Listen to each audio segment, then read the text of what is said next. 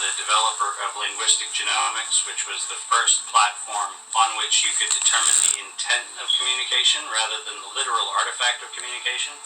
But we've also used that technology for a number of other applications in defense and intelligence and finance, and most notably in the early 2000s, my company was responsible for bringing down what was at the time one of the largest tax frauds in U.S. history.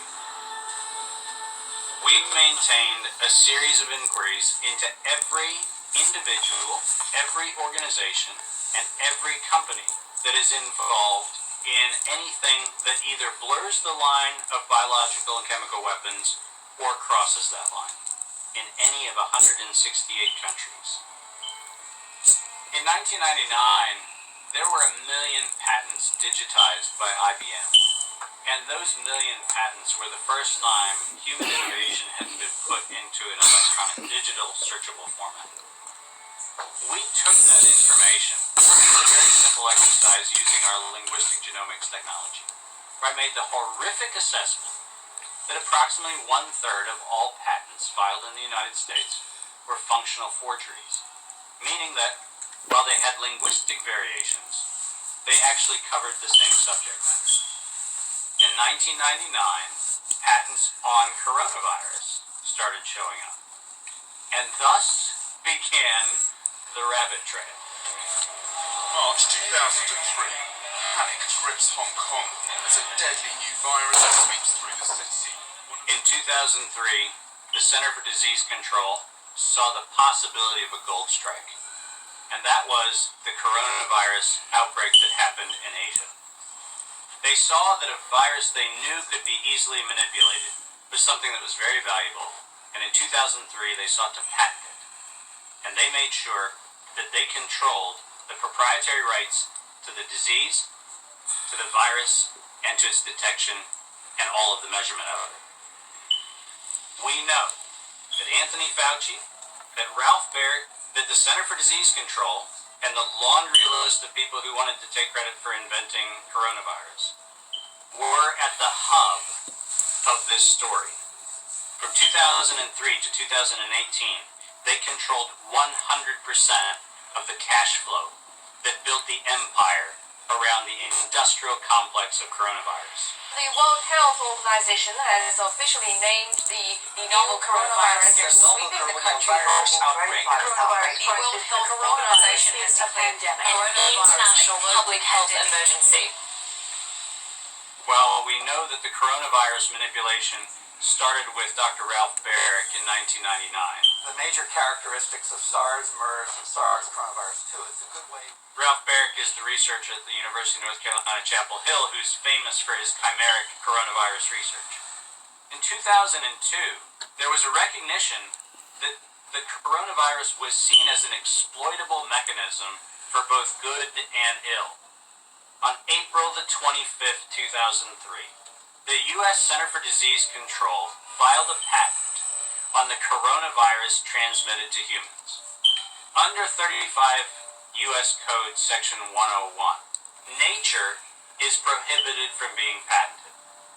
Either SARS, coronavirus, was manufactured, therefore making a patent on it legal, or it was natural, therefore making a patent on it illegal. If it was manufactured, it was a violation of biological and chemical weapons, treaties, and laws. If it was natural, filing a patent on it was illegal. In either outcome, both are illegal. In the spring of 2007, the CDC filed a petition with the Patent Office to keep their application confidential and private. They actually filed patents on not only the virus, but they also filed patents on its detection and a kit to measure it. Because of that CDC patent, they had the ability to control who was authorized and who was not authorized to make independent inquiries into coronavirus. You cannot look at the virus, you cannot measure it, you cannot develop a test kit for it. And by ultimately receiving the patents that constrained anyone from using it, they had the means, they had the motive, and most of all, they had the monetary gain from turning coronavirus from a pathogen to profit. Developing and owning a coronavirus vaccine has become a biotech arms race with political overtones. This vaccine gold rush is starting to bother me.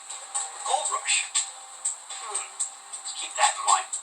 And so somewhere between 2012 and 2013, something happened. The federal funding for research that was feeding into places like Harvard, Emory, University of North Carolina, Chapel Hill, that funding suddenly became impaired by something that happened at the NIH, where the NIH got this little tiny moment of clarity and said, I think something we're doing is wrong. And in 2013, the NIH said, gain-of-function research on coronavirus should be suspended. The National Institutes of Health had a moral and social and potentially legal reason to object to research. But the letters that were sent to the researchers essentially said, you are receiving notice that we're telling you to stop. And now on the bottom of the page, we're going to clarify what stop means. Keep going. But when the heat gets hot in 2014 and 15, what do? You offshore the research. You fund the Wuhan Institute of Virology to do the stuff that sounds like it's getting a little edgy with respect to its morality and legality. But do you do it straight way? No. You run the money through a series of cover organizations to make it look like you're funding a U.S. operation, which then subcontracts with the Wuhan Institute of Virology. The U.S. could say, China did it. China could say, the U.S. did it. And the cool thing is, both of them are almost telling the truth.